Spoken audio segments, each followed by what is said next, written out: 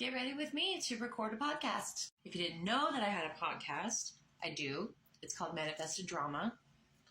It's on all of the major platforms: Spotify, Apple Music, everywhere. We talk about a lot of different stuff. We talk about our kids. We talk about our husbands. We talk about life. And we also talk about pop culture. I do it with my friend Missy. She is Mama Missy82 on TikTok. You should go check her out. She's a funny lady. We also have a couple of different segments. We've got what are the Karens arguing about, and Dumbass of the Week. I am going to be introducing a new segment this week called What Have I Done for Me Lately? If you'll notice, I'm in a very different location than I normally am. Normally, I'm in my dining room where there's lots of windows and light and lots of room to spread out.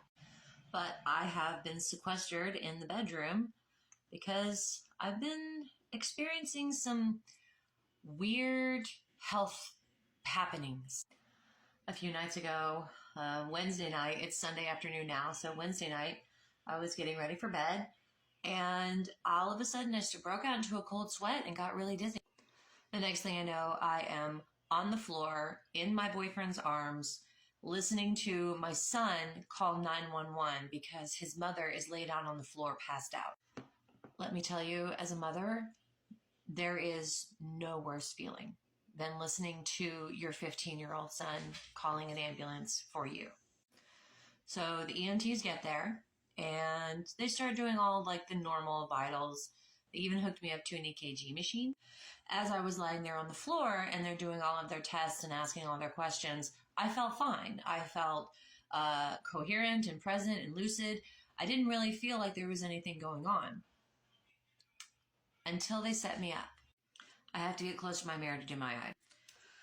So as soon as they set me up, I start feeling, if you've ever passed out before, this cold sweat, everything is kind of tingly and everything starts to kind of get buzzy. That's the only way that I know how to describe it. So they sat me up for a few minutes. They said that everything kind of evened out. My blood pressure went back to normal. My pulse went back to normal. And they felt confident in leaving and with some basic instructions as to, follow up with your doctor, make sure you're blah, blah, blah, blah, blah. So when they leave, I sit up in a chair and I'm drinking some water and I start to feel the feelings again. Immediately, Eric, of course, wants to call the ambulance back. And I told him, let's just wait a few minutes and see what happens. And wouldn't you know it, I passed out again. And what was my reason for not going in the ambulance? Money.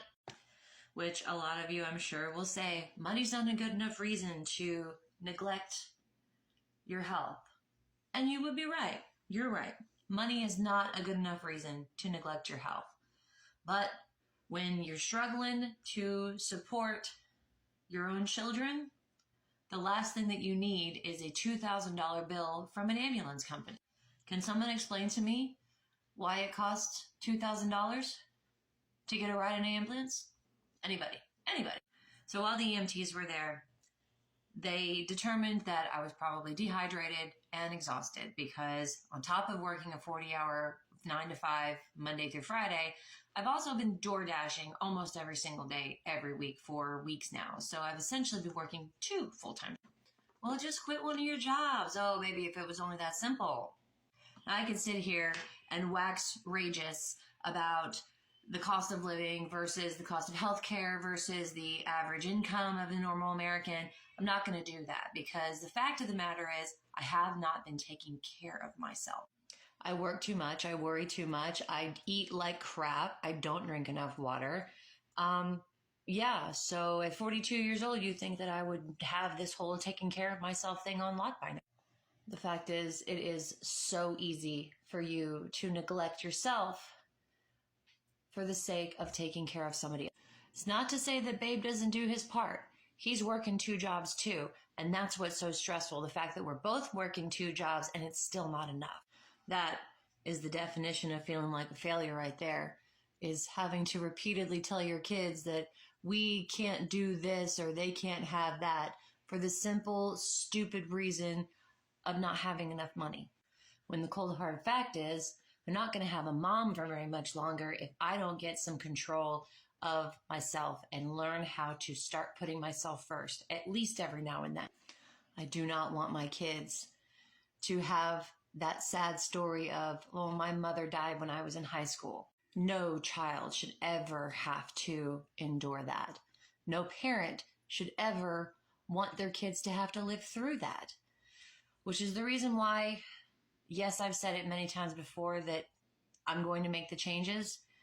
Now I know I have to. Because if I don't do it, nobody's going to do it. This is actually not the end of this story. If you would like to hear the rest of the story, make sure you tune into our podcast, Manifested Drama. The episode should be dropping on Tuesday or Wednesday. We record brand new episodes every Wednesday, and usually they're out by Friday. So go check us out, Manifested Drama. We've got a YouTube, we've got a TikTok, we've got an Instagram, and make sure you go check out my friend Mama Missy 82, and we'll see you guys there. Bye-bye. You probably want to see the finished look.